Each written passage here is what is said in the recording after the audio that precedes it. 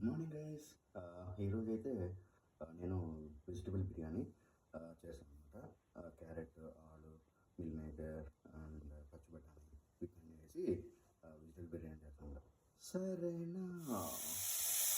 So వీటితో కానీ హైతో కానీ బిర్యానీ ఐటమ్స్ అన్నీ వేసి ఫ్రై చేస్తాను అనమాట.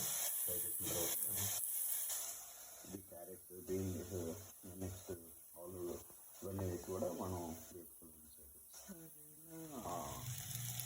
సో ఈ బీన్స్, క్యారెట్ అండ్ ఆలు, మిల్మేకర్ మంచిగా ఫ్రై అయ్యే వరకు ఇలా ఫ్రై చేసుకుంటూ ఉండాలి. సరేనా? వావ్, ఫైనల్ అయితే వెజ్ బిర్యానీ రెడీ. దీన్ని రైతాతో కలిపి తింటే వేసుకుని తినొచ్చు. సరేనా?